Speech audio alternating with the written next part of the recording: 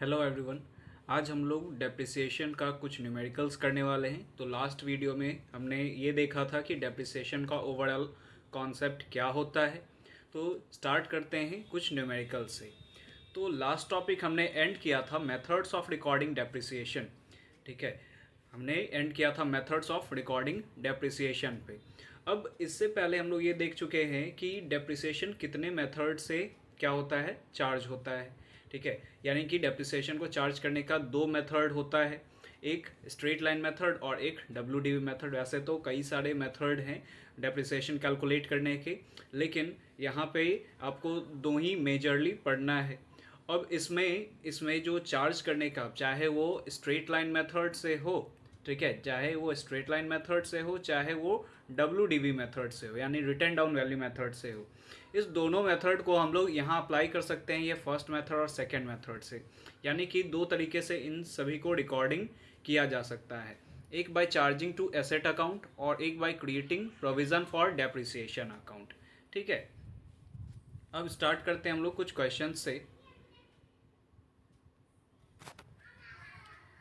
तो सबसे पहला यहाँ पे क्वेश्चंस के साथ साथ थोड़ा सा कॉन्सेप्ट और जर्नल एंट्रीज भी देख लेते हैं। By charging to asset account, charging to asset account अगर हम लोग यहाँ पे ऑपरेट करते हैं तो एक हमें एसेट अकाउंट ओपन करना होता है। सबसे पहला एक एसेट अकाउंट ओपन करेंगे और दूसरा हमारा बनता है डेप्रिसिएशन अकाउंट। ठीक है, दूसरा डेप्रिसिएशन अकाउंट। तो एक एसेट अकाउंट और दूसरा डेप्रिसिएशन अकाउंट, इसी दोनों से हमारा क्या हो जाएगा, पूरा का पूरा रिकॉर्डिंग हो जाएगा।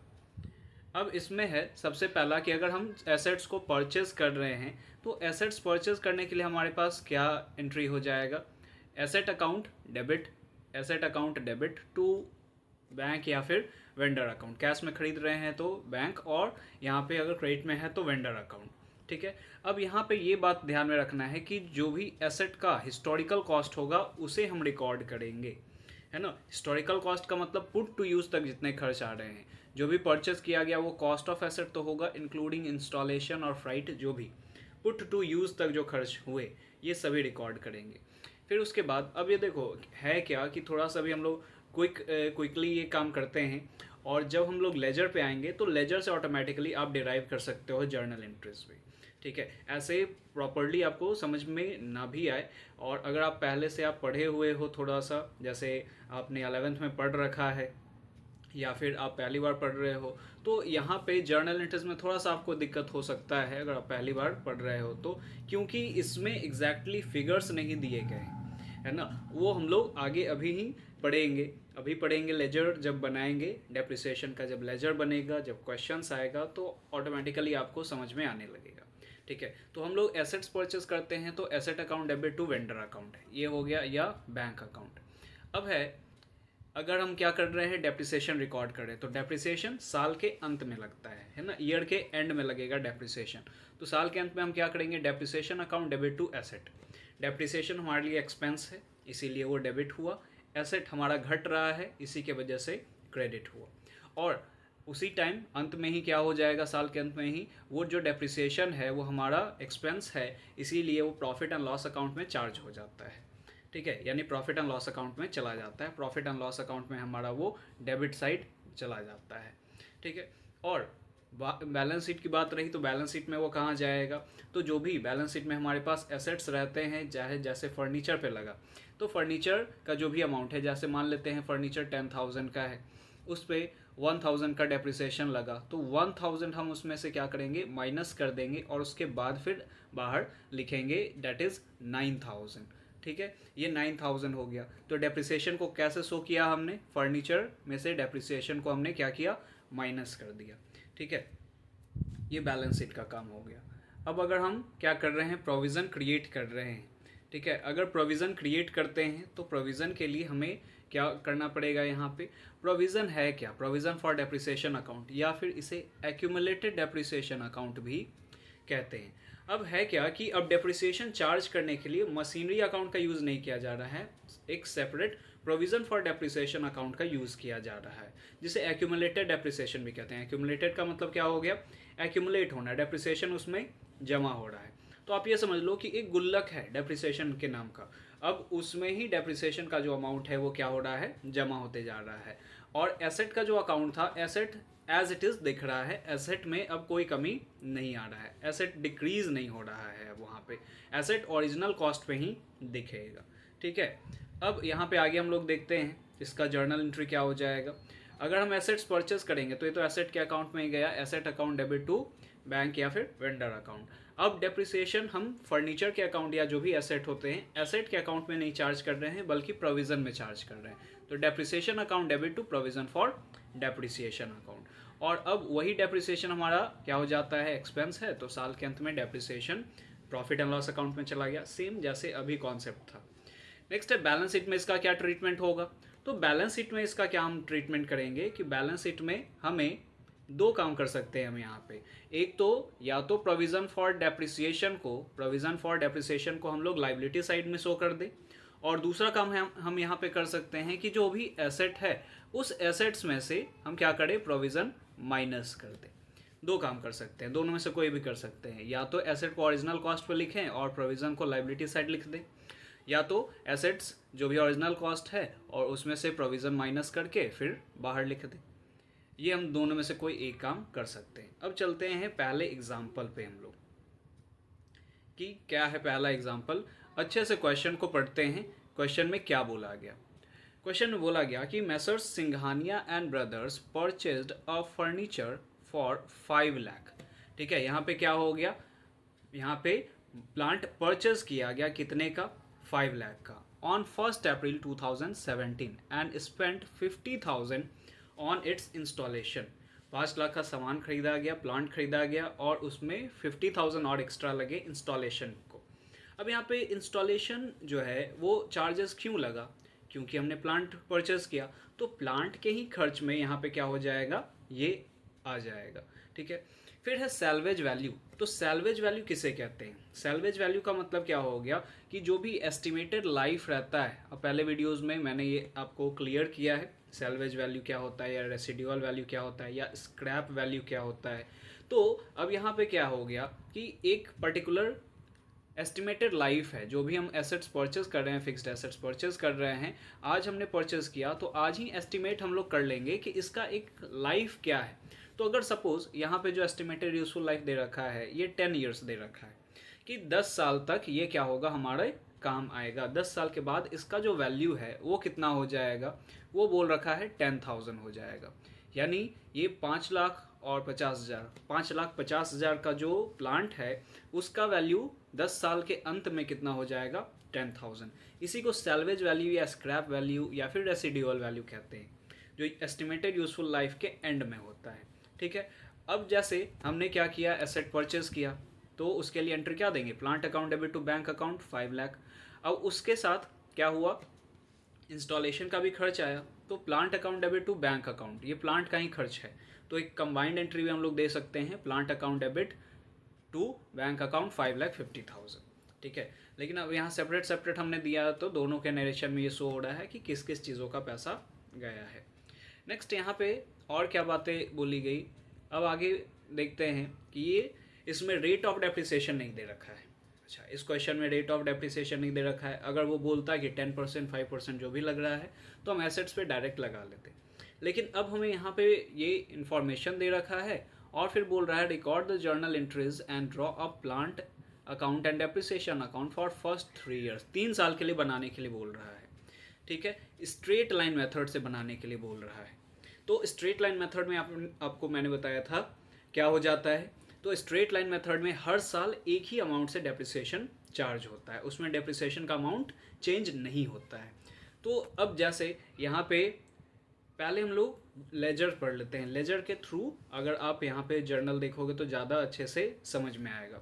क्या किया, स्ट्रेट लाइन मेथड। अब स्ट्रेट लाइन मेथड यहाँ पे हमें नहीं बोला है, यहाँ पे हमें क्या क्या बोला है यहाँ पे बनाने को, तो अब देखो बोल रखा है कि डेप्रिसिएशन अकाउंट बनाने को और प्लांट अकाउंट बनाने को, 2 अकाउंट बनाने के लिए बोल रहा है। तो यहाँ पे हमारा जो स्टार्टिंग में हमने देखा था, स्टार्टिंग में हमने देखा कि 2 मेथड से बनता है, तो दूसरा मेथड प्रोविज़न बोलता तो ये मेथड अप्लाई होता, लेकिन प्रोविज़न नहीं बोला तो ये चार्जिंग टू एसेट अकाउंट, यानी कि चार्जिंग टू एसेट अकाउंट में हमारा कौन कौन सा अकाउंट खुलेगा, एक तो एसेट अकाउंट खुलेगा और दूसरा खुलेगा कौन सा, डेप्रिसिएशन अकाउंट। एसेट के अलावा एक खुलेगा डेप्रिसिएशन अकाउंट, ये फर्स्ट मेथड से, ठीक है, फर्स्ट मेथड से ये होगा। और अगर सेकेंड मेथड से अगर बात करें तो क्या होगा, एक होगा provision for depreciation account, provision for depreciation account, फिर दूसरा हो जाएगा हम डेप्रिसिएशन अकाउंट भी ओपन कर सकते हैं, और एसेट अकाउंट तो होगा ही होगा, ठीक है। ये 3 अकाउंट ओपन हो सकते हैं यहाँ पे, मेजरली ये 2 अकाउंट प्रोविज़न फॉर डेप्रिसिएशन और एसेट अकाउंट सेकेंड मेथड में होंगे। आगे बढ़ते हैं हम लोग, इस क्वेश्चन को आगे सॉल्व करते हैं। इस क्वेश्चन में हमें बोला गया डेप्रिसिएशन चार्ज करने को, तो थोड़ा कैलकुलेशन कर लेते हैं। पहले कैलकुलेशन की डेप्रिसिएशन चार्ज कितना होगा। तो अब देखो कि परचेज़ किया हमने 5 लाख का, इंस्टॉलेशन कितना गया है 50,000 का, ओरिजिनल कॉस्ट कितना है, कितना हो गया, दोनों को जोड़ेंगे हम लोग यहाँ पे, ओरिजिनल कॉस्ट 5,50,000 हो गया, ठीक है। सैल्वेज वैल्यू दे रखा था, तो हमारा यहाँ पे फॉर्मूला क्या हो जाता है, original cost minus residual value या salvage value divided by useful life, estimated useful life. तो अब यहाँ पे हमारे पास 5,50,000 का एसेट हो गया ओरिजिनल कॉस्ट, 10,000 हो गया हमारा स्क्रैप वैल्यू या सैल्वेज वैल्यू, और डिवाइड कर दिया हमने 10 से जो एस्टिमेटेड लाइफ दे रखा है, तो हमारा निकला 54,000 पर एनम।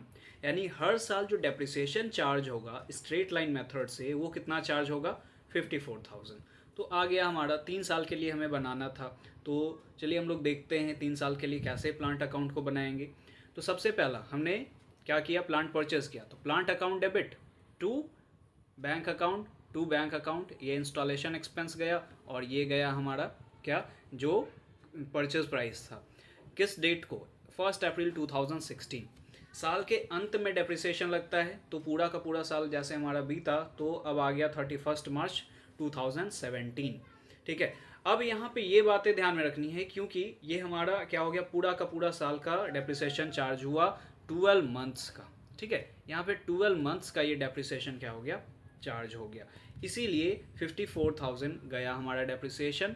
और अब हमारे पास एसेट का अमाउंट कितना बच गया, तो 5,50,000 में से 54,000 चला गया डेप्रिसिएशन, तो उस साल में अब बैलेंस बचा है 4,96,000।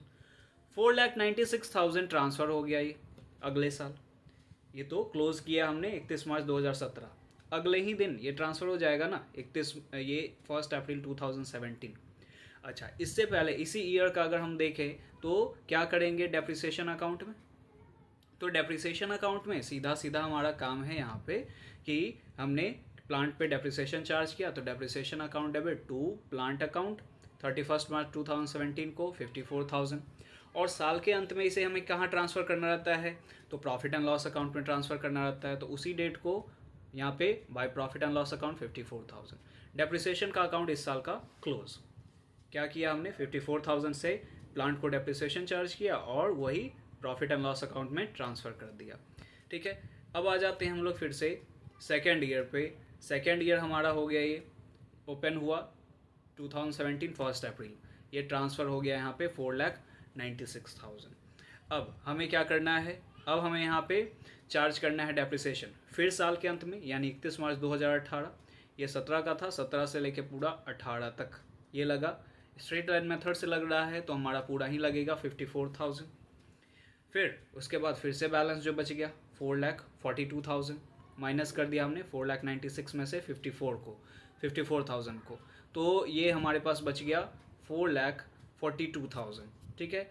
अब ये साल का फिर से क्लोज कर दिया हमने, और डेप्रिसिएशन के अकाउंट में फिर से हम क्या करेंगे इस साल को, वही depreciation account debit to plant 31 March 2019 को, है ना, अगले साल 2019 को, और ये हमारा क्या हो गया,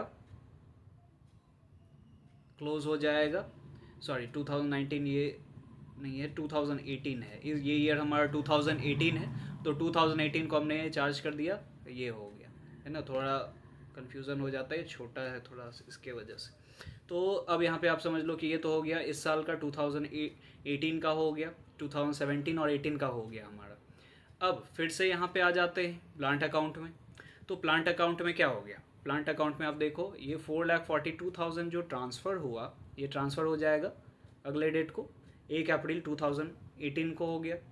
अब फिर साल के अंत में यानी 2019 31 मार्च 2019 सेम हमारा डेप्रिसिएशन चार्ज हो गया 54,000, फिर बैलेंस बन गया हमारा, बच गया 3,88,000, फिर वो अगले साल ट्रांसफ़र हो जाएगा। तो हमें 3 साल के लिए बोला गया था, तो 3 साल का काम हो चुका है। उसी 3 साल के अंत में हम डेप्रिसिएशन के अकाउंट में क्या किए, फिर से वही काम किए। साल के अंत में 31 मार्च 2019 को हमने क्या किया, टू प्लांट 54,000 और by profit and loss account 54,000, क्योंकि साल के अंत में ट्रांसफ़र हो जाता है। ये एक क्वेश्चन यहाँ पे था स्ट्रेट लाइन मेथड से। दूसरा एग्जांपल समझते हैं। तो इस पूरे वीडियो में आपको मैंने कोशिश किया है कि हर एक तरह का क्वेश्चन हो जाए, लेकिन हो सकता है कि एग्जामिनेशन में आपको इसमें, क्योंकि मैंने यहाँ पे समझाया है तो सिंपल फिगर्स लिया है मैंने, एग्जामिनेशन में आपको कैलकुलेटर का भी इस्तेमाल करने को यहाँ पे पड़ सकता है, क्योंकि अलाउड है आपको। अगर ग्रेजुएशन में आप ये दे रहे हो या चार्टर्ड अकाउंटेंसी में आप ये एग्ज़ाम्स दे रहे हो तो उसमें अलाउड होता है। आपका कॉन्सेप्ट सेम रहेगा, बस आपके हो सकता है कि वेरिएशन आ जाएगा फिगर्स में, कैलकुलेशंस में, ठीक है। तो कॉन्सेप्ट समझ जाओगे तो कैलकुलेशन आप अच्छे से कर सकते हो। मेनली है कि समझना, कॉन्सेप्ट को समझना कि कौन सा चीज़ कहाँ जा रहा है, और दूसरा है प्रिपरेशन करना। तो जितना ज़्यादा आप प्रिपेयर करोगे, ये आप वीडियो देख के समझ जाओगे, लेकिन एक्चुअल में खुद से अगर बनाओगे, आप यहाँ पे क्या करो कि जितने भी क्वेश्चंस है उस क्वेश्चंस को आप पॉज कर करके बना भी सकते हो। पहले आप समझ लो और फिर आप खुद से बनाओ, ठीक है। तो इससे आपको प्रैक्टिस होगा और अपने बुक्स, जो भी आपके पास बुक्स हैं, उस बुक्स में आप क्वेश्चंस को सॉल्व कर सकते हो, ठीक है। चलो हम लोग यहाँ पे सेकंड क्वेश्चन देखते हैं। सेकंड क्वेश्चन में क्या है, messrs Mehra and sons acquired machine for 1,80,000 on October 1st 2016। अब यहाँ पे बात समझो कि कब ये परचेज हुआ, 1 अक्टूबर 2016 को। Spend 20,000 on for its installation, यानी ओरिजिनल कॉस्ट क्या हो गया 1,80,000 और प्लस क्या हो जाएगा 20,000। 1,80,000 और प्लस 20,000 यानी 2 लाख का ये मशीन हुआ, ठीक है। The firm right of depreciation eight the rate of 10%, यहाँ हमें परसेंट निकाल के ही दे रखा है, तो हमें वो फार्मूला यूज़ नहीं करना है यहाँ पे। On original cost every year, original cost यानी कि स्ट्रेट लाइन मेथड का ही बात किया जा रहा है, ठीक है। तो स्ट्रेट लाइन मेथड का ही अगर बात किया जा रहा है तो उसी से हम लोग यहाँ पे सॉल्व करेंगे, बनाएंगे। नेक्स्ट है, इसमें क्या बोला गया कि prepare machine account, depreciation account and provision for depreciation account, यानी अब हमारा सेकेंड मेथड आ गया यहाँ पे, ठीक है। यानी कि by charging provision for depreciation account. अब प्रोविजन फॉर डेप्रिसिएशन अकाउंट का हम लोग देखते हैं। तो मैंने स्टार्टिंग में आपको क्या बताया था कि प्रोविजन जहाँ पे भी रहेगा तो मशीन जो भी एसेट है उसका अकाउंट क्या होगा, ओपन होगा, उसमें डेप्रिसिएशन चार्ज नहीं होगा। डेप्रिसिएशन चार्ज करने के लिए हमने एक अकाउंट बना रखा है, that is provision for depreciation account. अब यहाँ पे देखते हैं कि क्या हम लोग करेंगे। तो 1 अक्टूबर को हमने परचेस किया मशीन को, तो यहाँ पे क्या हो गया, machine account debit to bank 1,80,000। फिर 20,000 हमने इंस्टॉलेशन पे किया है, तो 20,000 भी चला गया बैंक में, तो टोटल हमारा कॉस्ट हो गया 2 लाख का। और इसमें अब हमें कुछ नहीं करना है, साल के अंत में इसे हमें क्लोज कर देना है सीधा साधा, ठीक है। तो अगर हमारा मशीन सेल नहीं हो रहा है तो बस इस अकाउंट में ओपनिंग और क्लोजिंग या परचेज और सेल ही दिखेगा, ठीक है। उसके अलावा हमें कुछ यहाँ पे नहीं दिखने वाला है। आगे देखते हैं। नेक्स्ट, उसी साल अगर हम प्रोविज़न का बात करते हैं तो प्रोविज़न कितना चार्ज हुआ। अब देखो यहाँ पे प्रोविज़न जो चार्ज हुआ डेट इज़ 10,000। हाउ 10,000, तो कैलकुलेशन कर लेते हैं। कैलकुलेशन इस पर हम लोग करते हैं कि कैसे 10,000 डेप्रिसिएशन चार्ज हुआ। तो यहाँ देखें अगर हम लोग तो दे रखा है कि 2 लाख का मशीनरी है, 1 अक्टूबर 2016 को परचेज हुआ है, और साथ साथ में यहाँ पे दे रखा है कि मेसर्स मेहरा ये हो गया 2016 को, डेप्रिसिएशन रेट दे रखा है, कॉस्ट एवरी ईयर, आपको 3 साल के लिए यहाँ पे बनाना है, ठीक है। तो यहाँ पे ज़्यादा क्लियर नहीं किया है, लेकिन यहाँ पे अगर क्लियर नहीं भी करे तो एज्यूम कर लेना है हमें कि फाइनेंशियल ईयर पे अकाउंट बन रहा है, ठीक है। यानी बुक्स ऑफ अकाउंट जब क्लोज होगा वो हमारा फाइनेंशियल ईयर पे ही क्लोज होगा, यानी 31 मार्च को क्लोज होगा, ठीक है। 31 मार्च, हर एक साल 31 मार्च को क्लोज होगा। तो अगर हम यहाँ पे देखते हैं कि जो हमारा ईयर दे रखा है, चलो यहाँ पे हम लोग पर्टिकुलर एक ईयर देखते हैं। तो देखते हैं यहाँ पे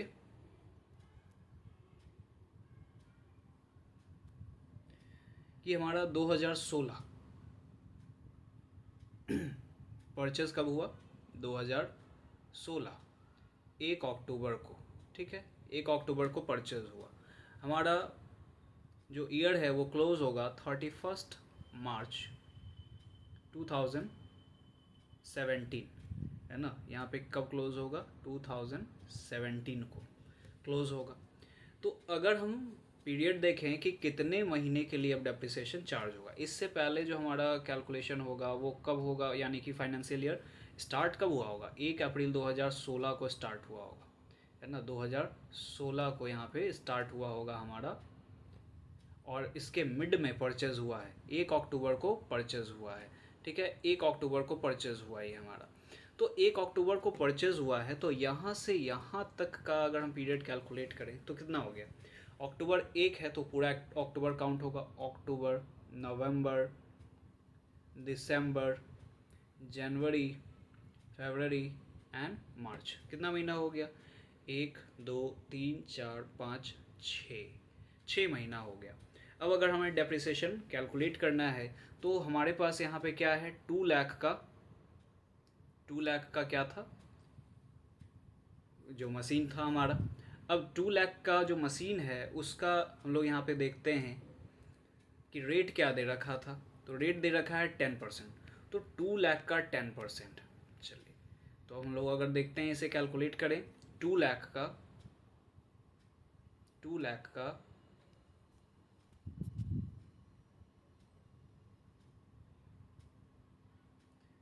10%, अगर क्या होता 1 अप्रैल को परचेज होता तो हमें डेप्रिसिएशन कैलकुलेट करने में ज़्यादा कैलकुलेशन नहीं करना रहता, इतना ही काम करते, 2 लाख इंटू 10% निकाल देते।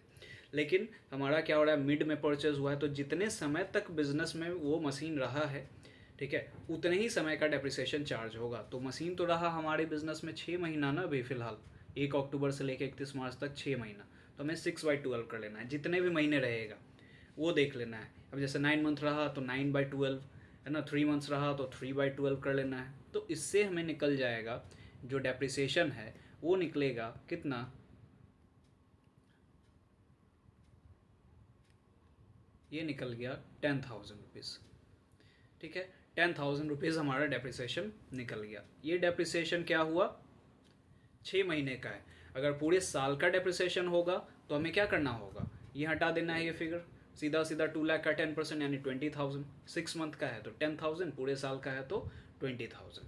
ये हो गया हमारा डेप्रिसिएशन कैलकुलेट। अब हमें सिंपल यहाँ पे क्या करना है, क्वेश्चन को देखना है और करना है। आ जाते हैं क्वेश्चन पे। तो ये तो हो गया हमारा पहला साल का मशीन अकाउंट का। अब प्रोविज़न फॉर डेप्रिसिएशन अकाउंट में हमने क्या करना है, तो हमें यहाँ पे डेप्रिसिएशन चार्ज करना है। प्रोविज़न फॉर डेप्रिसिएशन अकाउंट क्या होगा, हमारा एंट्री जो होता है वो हमने स्टार्टिंग में देखा कि depreciation account debit to provision for depreciation. तो अब यहाँ पे डेप्रिसिएशन इस साइड आ गया प्रोविज़न में, बाई डेप्रिसिएशन 10,000। ये कब हमने चार्ज किया, 31 मार्च 2016 को, और उसी डेट को ये एंड भी हो जाएगा, बंद भी हो जाएगा 31 मार्च 2016 टू बैलेंस CD, ठीक है। यही देखना था यहाँ पे कि यहाँ पे क्या हो गया, प्रोविज़न फॉर डेप्रिसिएशन में हमें डेप्रिसिएशन चार्ज करना है तो डेप्रिसिएशन चार्ज हो गया यहाँ पे। अब ये क्लोज हो गया, ठीक है, प्रोविज़न फॉर डेप्रिसिएशन अकाउंट। अब क्या हो गया, प्रोविज़न फॉर डेप्रिसिएशन अगले साल, यानी अगला साल हमारा कब होगा, 1 अप्रैल 2017 को स्टार्ट होगा, ये हमने क्लोज़ किया है। तो प्रोविज़न का अब आ गया कि ये मशीन पे प्रोविज़न पहले लग चुका है 10,000, इसे एक्यूमुलेटेड प्रोविज़न भी कहते हैं। तो एक्यूमुलेटेड प्रोविज़न फॉर डेप्रिसिएशन यानी कि एक्यूमुलेटेड डेप्रिसिएशन यानी कि डेप्रिसिएशन इकट्ठा होना, जमा होना, तो यहाँ जमा हो रहा है, 10,000 पहले लग गया। अब इस साल भी हमें डेप्रिसिएशन चार्ज करने हैं। तो अब जैसे मशीन के अकाउंट में हमने क्या किया, मशीन के अकाउंट में हमें सिर्फ क्लोज़ किया है, 2 लाख ये था, साल के अंत में इसे क्लोज़ कर दिया हमने, फिर ओपन कर दिया यहाँ पे 1 अप्रैल 2017 को 2 लाख से, और फिर 2018 में क्लोज़ कर दिया। तो बस ओपनिंग क्लोजिंग चल रहा है, क्योंकि इस क्वेश्चन में हमें सेल वगैरह का कोई बात नहीं कहा है, ठीक है। तो ओपनिंग क्लोजिंग प्रोविज़न में सिंपली हमने क्या किया, जिस साल को प्रोविज़न चार्ज किया उसी साल डेप्रिसिएशन के अकाउंट में क्या करना है हमें, तो depreciation account debit to provision for depreciation 31 March 2017 को, और साल के अंत में हमें इसे ट्रांसफ़र करना होता है प्रॉफिट एंड लॉस अकाउंट में, वो हो गया, ठीक है। तो जितने साल का बोलेगा उतने साल का हमें ये काम करना है। अब यहाँ पे दूसरे साल क्या बोला गया, दूसरे साल को तो आप देख लो यहाँ पे डेप्रिसिएशन 20,000 लगा अब साल के अंत में मार्च 31 को। कैसे 20,000, पहले तो 10,000 लगा, अब 20,000 कैसे लगा, तो अभी मैंने बताया आपको कि बिज़नेस में जितने समय तक वो मशीन रहा है, पिछले साल तो वो 6 ही महीने रहा, उस ईयर में वो 6 ही महीने रहा था, अक्टूबर से 31 मार्च तक। अब तो 31 मार्च 2017 से 31 मार्च 2000 ये हो गया 2016, यहाँ पे सॉरी थोड़ा एक सेकेंड, चलो, तो ये हमारा क्या हो गया, क्लोज हुआ 2016 को। तो 2007 यहाँ पे थोड़ा सा मिसप्रिंट है ये, अगर 31 मार्च 2016 है, ठीक है, तो 1 अप्रैल 2016 ही होगा ये, ठीक है। यहाँ पे थोड़ा सा मिसप्रिंट है, ये 2016 ही होगा क्योंकि एक दिन में तो हमारा डेट चेंज नहीं होने वाला है। तो यहाँ से क्लोज़ किया हमने, यहाँ ओपन किया, ये 2016 है। 2017 को 31 मार्च 2017 को हमें अब डेप्रिसिएशन चार्ज करना है। तो अब तो हम कब से कब तक चार्ज करेंगे, 1 अप्रैल से लेके 1 अप्रैल 2016 से लेके 31 मार्च 2017 तक, तो पूरे साल 12 मंथ्स के लिए रह गया ये। तो 20,000 अभी हमने स्टार्टिंग में देखा कैसे इसको कैलकुलेट करेंगे, तो सीधा सीधा 2 लाख का 10% हमने निकाल दिया 20,000, और अब हमारे पास जब हम इसे क्लोज करेंगे तो हमारे पास एक्यूमुलेटेड डेप्रिसिएशन आ गया 30,000, ठीक है। फिर उसके बाद इसमें इस साल भी हम क्या करेंगे, सेम काम करना है, 20,000 हमें चार्ज करना है, ठीक है। जितना चार्ज हुआ प्रोविज़न फॉर डेप्रिसिएशन, और साल के अंत में उसे प्रॉफिट एंड लॉस अकाउंट में ट्रांसफ़र कर देना है, ये हो गया। फिर उसके बाद यहाँ पे और क्या हो गया कि फिर यहाँ पे हमने क्लोज़ किया, अगले साल इसे ओपन किया। अब इस साल तो पूरे समय के लिए रह गया ना 20,000, अब पूरा का पूरा 12 मंथ्स के लिए हमारा निकल गया, फिर 20,000, फिर हमें क्लोज़ किया 50,000 हो गया हमारा डेप्रिसिएशन। यानी अब ये 3 साल में इस मशीन पे कितना टोटल डेप्रिसिएशन लग चुका है, 50,000। यहाँ से डायरेक्ट हम पता कर सकते हैं। वहाँ पे क्या था पिछले वाले में कि वो दोनों अकाउंट जब हम ओपन कर रहे थे तो दोनों अलग अलग था, यानी मशीन घट के ही दिख रहा था। यहाँ पे मशीन हमारा अंत तक 2 लाख का ही दिखेगा जब तक सेल नहीं हो जाता है, ठीक है। आगे बढ़ते हैं हम लोग क्वेश्चन पे।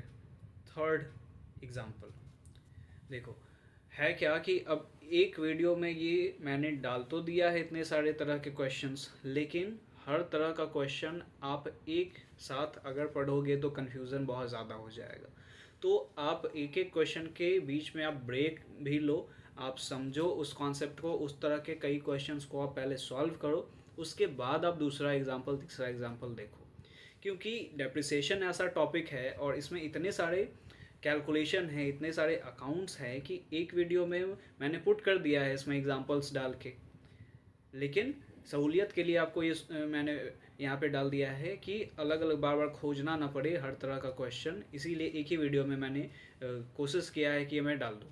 लेकिन अब आपको यहाँ पे क्या करने हैं, आपको हर एक एग्जाम्पल के बाद कुछ थोड़े समय के लिए ब्रेक लेना है, उस तरह के क्वेश्चन, या पहले आप यही क्वेश्चन को अपने से बनाओ, आप रिकैप यहाँ पे प्रीवियस जाके आप बैक करके आप देखो, ठीक है, कि प्लेबैक आप करो यहाँ पे कि पीछे जाके देखो कि क्या क्या कहा गया, अगर नहीं बन रहा है तो, ठीक है, किस तरह से सॉल्व हुआ, ये चीज़ें आप देखो, ठीक है।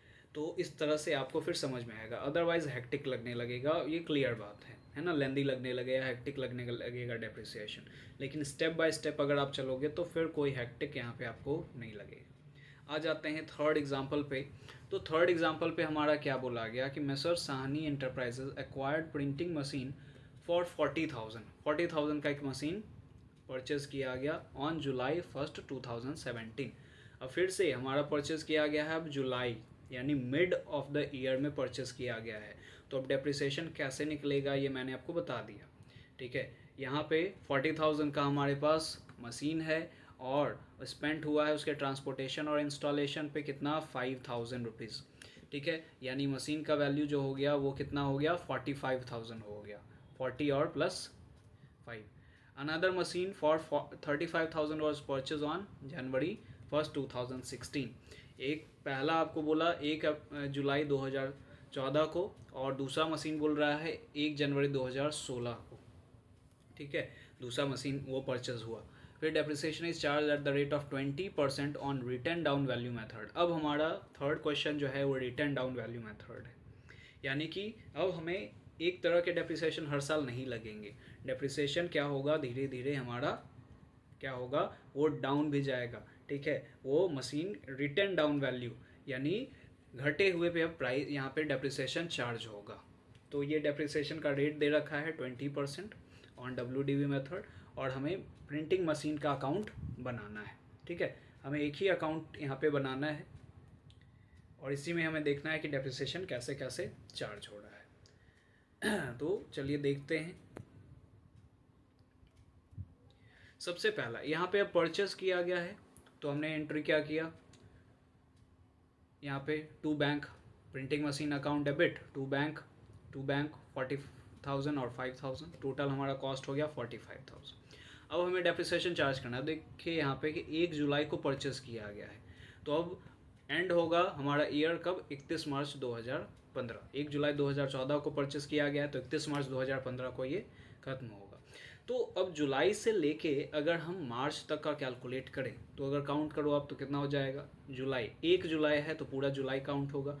अगर 30 जुलाई रहता तो जुलाई काउंट नहीं होता, आगे आपका काउंट होता, अगस्त से काउंट होना स्टार्ट होता। लेकिन 1 जुलाई है तो अब जुलाई भी पूरा काउंट होगा। तो जुलाई, अगस्त, सितंबर, अक्टूबर, नवंबर, दिसंबर, जनवरी, फरवरी, मार्च, यानी 9 मंथ्स हो गया टोटल। अब इस मशीन पे हमारा जो डेप्रिसिएशन होगा वो 9 मंथ्स का कैलकुलेट होगा। ठीक है, 9 मंथ्स का कैलकुलेट होगा। तो अब जैसे 45,000 का हमारा मशीन था, और 9 मंथ के लिए डेप्रिसिएशन 20% से चार्ज करेंगे तो 6,750 आएगा। कैसे आएगा, तो 45,000 का 20% हमें यहाँ पे क्या करना है, निकालना है 20%। ठीक है, तो 20/100। अगर पूरे साल का रहता तो हम डायरेक्ट निकाल सकते थे, लेकिन अब 9 मंथ्स का है तो हमें 9/12 करना पड़ेगा, और इसे आप जब सॉल्व करोगे तो आपका आएगा 6,750। ठीक है, इस तरह से इसका डेप्रिसिएशन इस साल का कैलकुलेट होगा। आगे देखते हैं। तो ये आ गया हमारा कितना डेप्रिसिएशन हमारा आ गया 6,750। ठीक है, अब 45,000 था हमारा, अब उसमें से 6,750 चला गया, तो बैलेंस बच गया इसका 38,250, जो अगले ही साल क्या हो जाएगा, हमारा ओपन होगा, ट्रांसफ़र होगा 1 अप्रैल 2015 को 38,250। अब हमें साल के अंत में डेप्रिसिएशन चार्ज करना है, लेकिन इसी साल में 2015 में एक और मशीनरी 1 जनवरी 2016 को परचेज़ हुआ है ना, तो 1 जनवरी 2016 को परचेज़ हुआ है, तो वो उसी अकाउंटिंग ईयर में आ गया।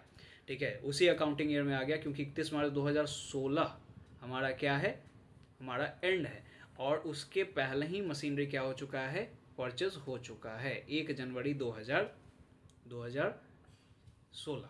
ठीक है, यानी ये हो गया हमारा 1 अप्रैल 2015 से लेके 1 अप्रैल 2015, ये तो ओपनिंग हुआ, और उसी दौरान 31 मार्च 2016 तक में क्या हो चुका है, जनवरी में ही परचेज हो गया।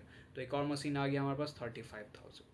अब 2 मशीनरी पे यहाँ पे डेप्रिसिएशन लगने वाला है, 2 मशीन पे डेप्रिसिएशन लगेगा। एक तो पहला जो था हमारा, और अब ये जो परचेज़ हुआ है तो ये 1 जनवरी को परचेज़ हुआ है, तो ये तो इसका 3 महीने के लिए लगेगा, जनवरी, फरवरी एंड मार्च। 35,000 पे 3 महीने का डेप्रिसिएशन लगेगा, और जो मशीन हमारा बचा हुआ था 38,250 का, उस पर पूरे साल का लगेगा, अब घटे हुए वैल्यू पे लगेगा। स्टार्टिंग में SLM रहता तो हमारा 45,000 पे ही लगते चला जाता, लेकिन अब यहाँ पे 38,250 पे डेप्रिसिएशन चार्ज होगा। तो ये देखते हैं, इसमें हमारा क्या है, क्वेश्चन में दे रखा है 38,250 और एक मशीन आ गया 35,000, तो टोटल हमारा हो गया 73,250। लेकिन उससे हमें मतलब नहीं है यहाँ पे कि हमें क्या करना है, 38,250 पे पूरे साल का निकालना है। तो 38,250 पे आपको 20% का पूरे साल का डेप्रिसिएशन निकालना है। ठीक है। और 3 महीने का आपको निकालना है यहाँ पे 35,000 का। अगर 3 महीने का निकालेंगे तो 20/100 इंटू 3/12 ये हो जाएगा। तो दोनों का यहाँ पे निकाल के वहाँ पे हमें प्लस कर देना है। तो यहाँ पे दोनों का निकाल के प्लस किया गया और ये आ गया 9,400, ठीक है। तो यहाँ पे आ गया ये 94,400। अब घटा हुआ हमारा जो वैल्यू है दोनों एसेट को मिला के डैट इज़ 63,850।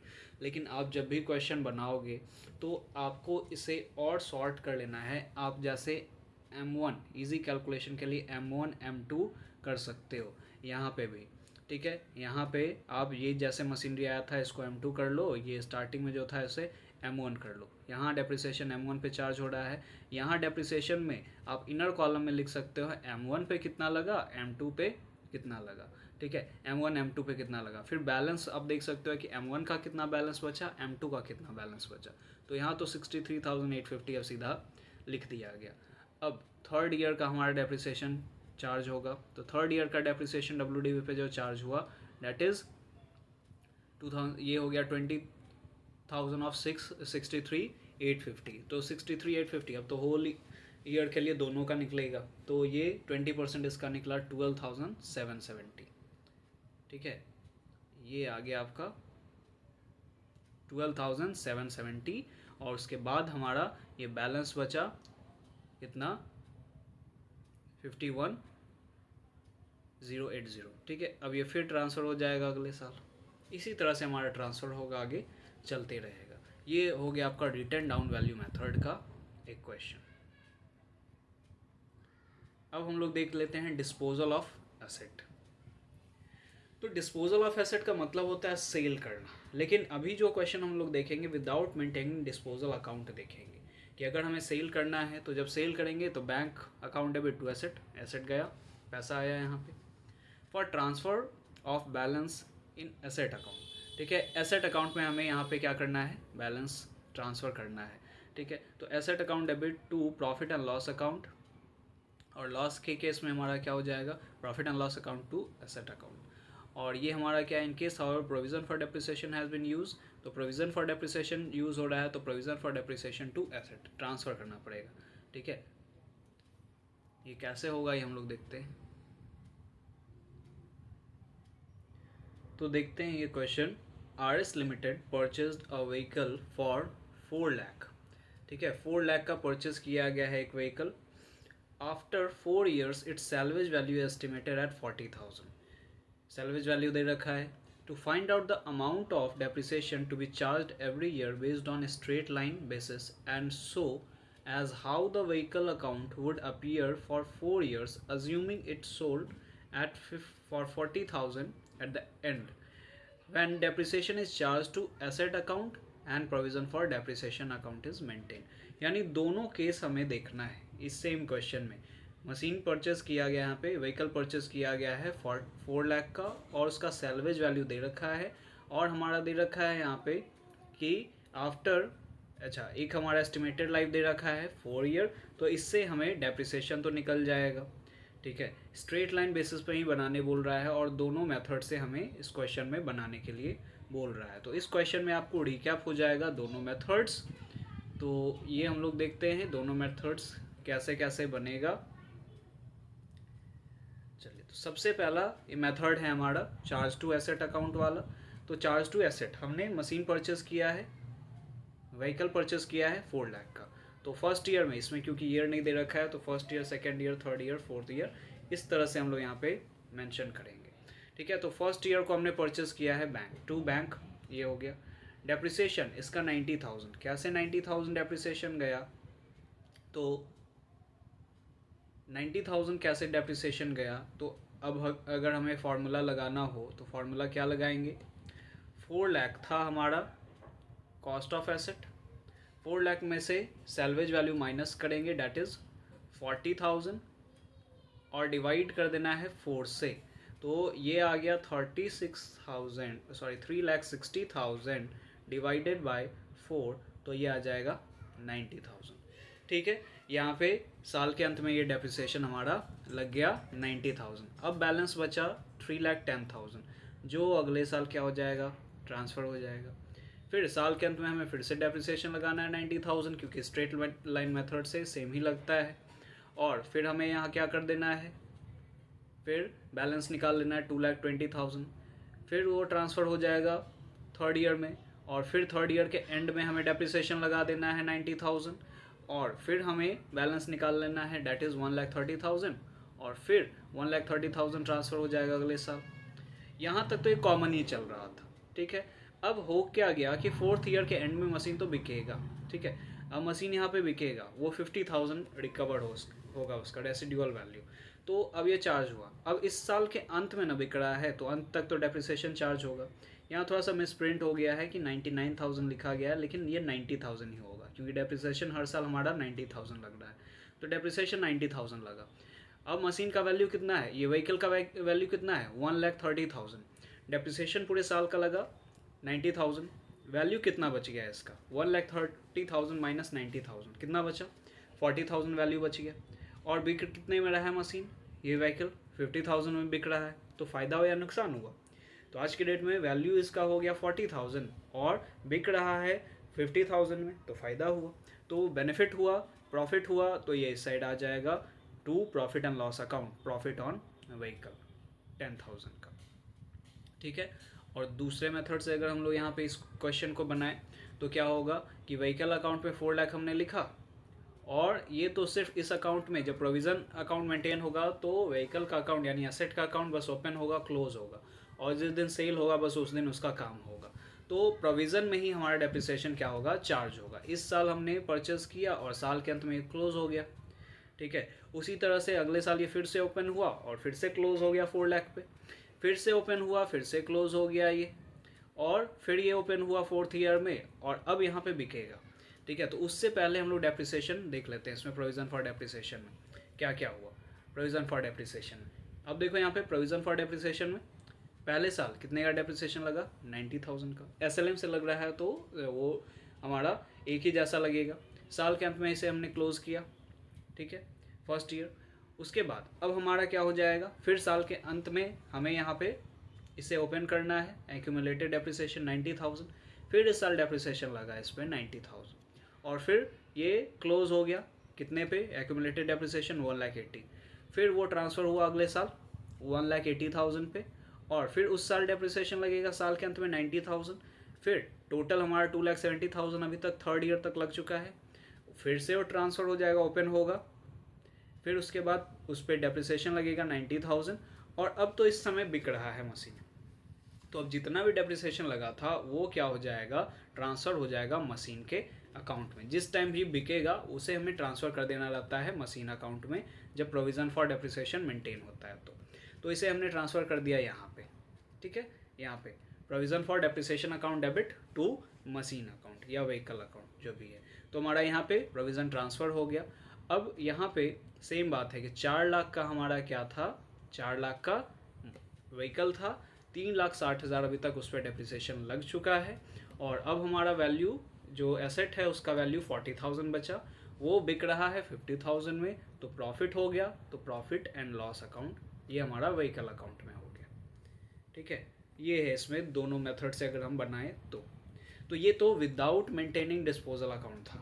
अब अगर हम लोग डिस्पोजल अकाउंट मेंटेन करना चाहें तो क्या होगा, use of asset disposal account. Asset disposal कब यूज़ होता है, तो generally this method is used when a part of asset is sold, कि एसेट का एक छोटा सा पार्ट क्या हो, बिके, है ना, उस टाइम इसका इस्तेमाल किया जाएगा। Under this method new account title asset disposal account is open. Asset disposal account का एक नया अकाउंट ओपन हो जाता है, और जब वो एसेट सेल होगा तो एसेट सेल होने के लिए अकाउंट होता है, जैसे ही सेल हुआ वो बंद हो जाएगा वो एसेट डिस्पोजल अकाउंट, ठीक है। तो अब इसमें जो भी मेथड हमारा हो, बाय चार्जिंग एसेट हो या प्रोविजन फॉर डेप्रिसिएशन हो, उसमें एसेट डिस्पोजल अकाउंट ओपन हो सकता है। अब ये किस तरह से होगा, एक क्वेश्चन के थ्रू हम लोग देखते हैं। इसका जर्नल एंट्री कुछ इस तरह का है, ठीक है। आप यहाँ पे देख सकते हो क्या हो गया कि एसेट डिस्पोजल टू एसेट, पहले हमें एसेट डिस्पोजल अकाउंट में एसेट्स को ट्रांसफ़र करना होगा, ठीक है। फिर प्रोविज़न जितना है एक्यूमुलेटेड डेप्रिसिएशन है वो कहाँ ट्रांसफ़र होगा, वो भी डिस्पोजल में होगा। अभी प्रीवियस क्वेश्चन में हमने देखा कि प्रोविज़न ट्रांसफ़र हो जाता था एसेट में, वहाँ पे एसेट डिस्पोजल अकाउंट मेंटेन नहीं हो रहा था, और यहाँ पे मेंटेन होगा। जनरली पार्ट जब सेल होता है तो एसेट डिस्पोजल का यूज़ किया जाता है, और जब भी हमारा क्या होगा, सेल होगा, सेल से जो पैसा आएगा तो वो एसेट डिस्पोजल अकाउंट में ही होगा। उससे दो चीज़ हो सकता है, हमारा प्रॉफिट हो सकता है या लॉस हो सकता है। लॉस होगा तो profit and loss account debit to asset disposal, अगर प्रॉफिट होगा तो asset disposal account debit to profit and loss account, ठीक है। ये हो गया इसका कुछ जर्नल एंट्री। अब क्वेश्चन के थ्रू हम लोग इसको समझते हैं। ये बहुत इंपॉर्टेंट क्वेश्चन है, ठीक है, इससे क्योंकि एक एक ही क्वेश्चन मैंने लिया है। अगर आप बोलोगे और भी क्वेश्चंस कराने को तो मैं आपको और भी क्वेश्चंस करा दूंगा, और अब बोर्ड पे भी करवा सकता हूँ कि ये बोर्ड पे प्रॉपर कैलकुलेशन के साथ, ठीक है। लेकिन इस वीडियो में टोटल कवरेज मैंने कोशिश किया है कि कर दूँ इस एक ही वीडियो में, ठीक है। लेकिन एक वीडियो में पूरा का पूरा डेप्रिसिएशन कभी भी पढ़ाया नहीं जा सकता है, ये सिंपल बात है। तो ये एक तरह का आप वन शॉट ही समझ लो इस चीज़ों को, कि आपको पूरा का पूरा कॉन्सेप्ट एक वीडियो में दिया गया है, ठीक है। इसके वजह से ये वीडियो हो सकता है कि थोड़ा लंबा भी हो जाए, ठीक है। अब यहाँ पे आप देखो क्या है कि on 1 January 2015 Khosla transport limited purchase 5 truck. अब यहाँ पे क्या बोला, 5 ट्रक परचेज किया है, ठीक है। 20,000 ईच, एक ट्रक का जो प्राइस है वो 20,000 है। Depreciation has been provided at the rate 10% per annum using straight line method. तो स्ट्रेट लाइन मेथड से यहाँ पे डेप्रिसिएशन चार्ज करना है। And accumulated provision for depreciation account, ठीक है। यहाँ पे एक्यूमुलेटेड यानी कि provision for depreciation account maintain हुआ है। On January 1, 2016 1 truck was sold for 15,000। तो 2016 को एक ट्रक बिक गया इसमें से 15,000 में। On July 2017 another truck was sold for 18,000, जो कि परचेज हुआ था 1 जनवरी 2014। 2014 नहीं होगा, यहाँ 2015 होगा, क्योंकि हमारा 2015 को ही स्टार्ट हुआ है, तो उसी के अकॉर्डिंगली तो यहाँ पे थोड़ा सा मिसप्रिंट है, ये 2014 नहीं होगा। फिर new truck costing 30,000 was purchase on 1 October 2016। You are required to prepare truck account, provision for depreciation account and truck disposal account for the year ended December 2017, 15, 16 and 17, ठीक है। तो अब सीधा सीधा यहाँ पे लिख दिया गया है कि हर साल दिसंबर में वो क्या हो रहा है, बुक्स ऑफ अकाउंट क्लोज हो रहा है। तो बुक्स ऑफ अकाउंट क्लोज हो रहा है दिसंबर में, ये हमारा कैलेंडर ईयर अपनाया जा रहा है, ठीक है। यहाँ पे फाइनेंशियल ईयर अपनाया नहीं जा रहा है। अब देखो इसी क्वेश्चन को क्या हो सकता है, मल्टीपल लेवल्स पे लेके जा सकता है। जैसे यहाँ स्ट्रेट लाइन मेथड का यूज़ किया गया है, WDV पूछ सकता है, ठीक है। यहाँ 31 दिसंबर को पूछा जा रहा है, 31 मार्च को पूछ सकता है। यहाँ पे आपको क्या हो रहा है कि प्रोविज़न फॉर डेप्रिसिएशन अकाउंट बनाया, ठीक है, मल्टीपल अकाउंट्स यहाँ पे ओपन हुआ। तो इस तरह का इस क्वेश्चन को और लेंदी बनाया जा सकता है, लेकिन कॉन्सेप्ट आप समझ लोगे, और वही है प्रैक्टिस प्रैक्टिस प्रैक्टिस। जितना ज़्यादा प्रैक्टिस करोगे उतना ज़्यादा आप अच्छा इसमें कर पाओगे, परफॉर्म कर पाओगे, ठीक है। आगे देखते हैं इसमें क्वेश्चन हमारा। सबसे पहला क्या है कि ट्रक परचेज किया गया है, तो to bank purchase of truck 1 lakh. कैसे 1 लाख हुआ, तो 5 ट्रक परचेज किया गया है 20,000 वाला, तो 20,000 इंटू 5 कर दिया गया, ये हो गया 1 लाख, ठीक है। अब हमारा प्रोविज़न क्योंकि मेंटेन हो रहा है तो ये अकाउंट बस ओपन होगा क्लोज होगा, ठीक है। ओपन हुआ क्लोज हो गया, फिर ओपन हुआ अगले साल। अब यहाँ पे यहाँ तक पहले हम लोग कर लेते हैं प्रोविज़न। तो उस साल में प्रोविज़न क्या हुआ, कितना हो गया प्रोविज़न, तो आप देख लो यहाँ पे कि डेप्रिसिएशन पहले लगा हमारा 10,000। कैसे, तो 1 लाख का पूरा ट्रक हुआ हमारा, उस पर 10% लग रहा है, तो वो हो गया हमारा 10,000, ठीक है। यहाँ पे वही था ना 10% पर एनम, और ये 1 जनवरी को परचेज हुआ था, तो पूरे साल का लग गया हमारा डेप्रिसिएशन, तो ये हो गया 10,000, ठीक है। तो 10,000 डेप्रिसिएशन हो गया, ये साल क्लोज हुआ 10,000 पे, अब ये ओपन हो गया, ठीक है। फिर उसके बाद अब हमारा क्या हो जाएगा कि 1 जनवरी को क्या हो रहा है, एक ट्रक बिक रहा है। तो 1 जनवरी को अगर हमारा ट्रक बिक रहा है तो उस पर कितना डेप्रिसिएशन लगा है वही ट्रांसफ़र होगा डिस्पोजल में। तो एक ट्रक का जो वैल्यू था वो 20,000 था, ठीक है।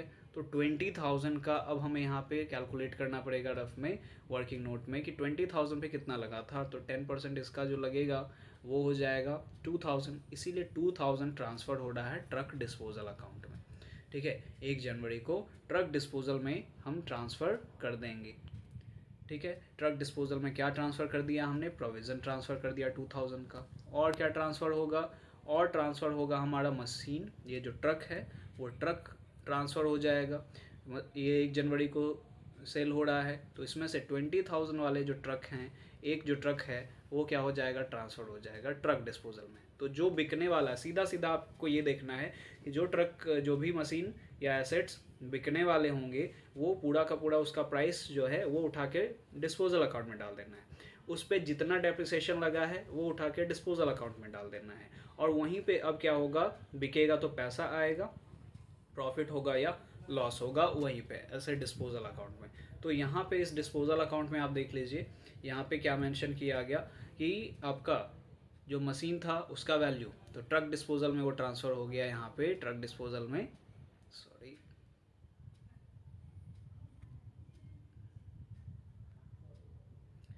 तो ट्रक डिस्पोजल में ये ट्रांसफ़र हो गया आपका 20,000, ठीक है। अब यहाँ पे क्या हो गया कि प्रोविज़न फॉर डेप्रिसिएशन 2,000 ट्रांसफ़र हुआ। वो एसेट जो है वो सेल हो रहा था 15,000 में सेल हो रहा था, तो बाई बैंक यहाँ पे आ गया। अब 20,000 का हमारा मशीन है या ट्रक है, ठीक है, यहाँ पे मशीन लिख दिया गया, ये ट्रक है, ठीक है। तो ट्रक 20,000 यहाँ पे था 20,000 का, और उस पर जो डेप्रिसिएशन चार्ज हुआ वो कितना चार्ज हुआ, 2,000। तो ट्रक का जो वैल्यू है वो 18,000 हुआ, और 18,000 का सामान बिक रहा है 15,000 में। तो यहाँ पे क्या हो गया, 3,000 का लॉस हो गया। तो लॉस हो गया तो इस साइड दिखेगा हमारा क्रेडिट साइड, ये हो गया एसेट डिस्पोजल, इसका यहाँ पे क्लोज। अब आगे और क्या हुआ है, और आगे क्या बोल रहा है कि ऑन 1 जनवरी, यहाँ पे क्या बोल रहा था, ऑन 1 जनवरी 2016, ये तो हो गया। On 1 July 2017 another truck purchase was sold, जो अनदर ट्रक जो था इसी डेट को परचेज हुआ था वो भी बिक रहा है, ठीक है। अब वो बिक रहा है 18,000 में, ठीक है। तो इसमें देखना है हमें, तो क्या किया हमने, सबसे पहला काम हमारा, अगर हम लोग यहाँ पे ट्रक अकाउंट का अगर हम लोग देखें, तो ट्रक अकाउंट का अगर हम लोग देखते हैं तो इस साल वाला तो एक क्लोज हो गया। अब 1 लाख पे ये था, अब डिस्पोजल एक बिक गया 20,000 का, 80,000 का बचा, 80,000 यहाँ ट्रांसफ़र हो गया। फिर वो कब बिक रहा है, 1 जुलाई को 2017 को एक और बिक रहा है 20,000 वाला, तो अब 1 जुलाई को हम ट्रांसफ़र कर देंगे उसे डिस्पोजल अकाउंट में, ठीक है। और उसी साल में हमारा 1 अक्टूबर को परचेज़ हुआ एक नया ट्रक 30,000 का। तो अब टोटल हमारे पास जो ट्रक हो गया वो कितने का बचा, 80,000 में इधर 20,000 चला गया, 60 और ये 30, 90,000 का बचा अब हमारे पास ट्रक, ठीक है। ये तो बिक गया। अब आगे हम लोग देखते हैं कि जब डिस्पोजल में ट्रांसफ़र हुआ, जिस दिन बिकने वाला था 1 जुलाई को, तो मशीनरी यहाँ पे जो एसेट था वो ट्रांसफ़र हो गया 20,000 का। प्रोविज़न में देखते हैं क्या हो गया, मेन प्रोविज़न समझना है। प्रोविज़न में यहाँ पे क्या हो गया कि पहले इस साल में आप देख लें कि 2,000 का तो यहाँ ट्रांसफ़र हो गया, ठीक है। अब डेप्रिसिएशन 8,000 लगा, 8,000 कैसे डेप्रिसिएशन आया होगा, 8,000 डेप्रिसिएशन हमारा कैसे आया होगा, तो यहाँ देखते हैं कि अब हमारे पास जो इस साल जो डेप्रिसिएशन लगा है 2016 में 10% ऑन 80,000 फॉर 1 ईयर, 80,000 का ही बचा, 20,000 का तो मतलब हमारा बिक गया वो। अब 80,000 ही बचा था तो उसी पे लग गया यहाँ पे 10% का उस ईयर में, ठीक है। तो यहाँ 8,000 इसके वजह से हमारा प्रोविज़न निकला। उसके बाद अगर हम लोग देखें, ये 8,000 पे क्लोज़ हुआ, ठीक है, यहाँ पे क्लोज़ हुआ। अब इसका जो वैल्यू था वो 16,000 बच गया, कि टोटल अभी तक डेप्रिसिएशन 16,000 यहाँ पे लग चुका है। 16,000 अभी हमारा ट्रांसफ़र हो गया। 16,000 कैसे आ गया, 10,000 पहले का था उसमें तो 2,000 चला गया, तो 8,000 बचा था और 8,000 अभी फिर से लग गया। तो ये 16,000 आ गया। ऐसे भी आप बैलेंस करके आप देख लो, 18 माइनस 2 इधर आ जाएगा 16। अब बैलेंस हमारा 16,000 का बचा हुआ है। अब ट्रक डिस्पोजल, एक ट्रक को हमें ट्रांसफ़र करना है, वो कब बिक रहा है, तो वो जुलाई को बिक रहा था। यहाँ पे थोड़ा सा एरर है, ये जुलाई 1 जुलाई 2017 को बिक रहा है।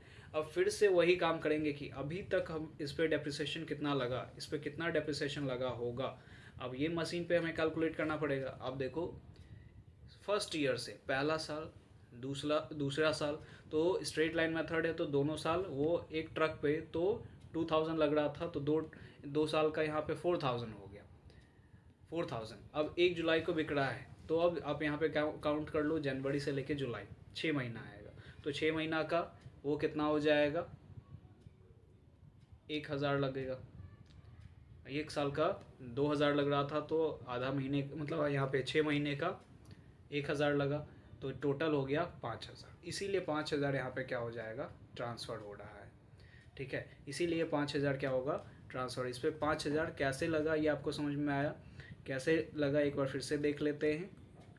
तो ये ट्रक जो हमारा क्या हो रहा है, बिक रहा है, तो इस 10,000 में एक तो बिक चुका है, अब 4 बचा हुआ था, 4 में से भी अब एक और बिक रहा है।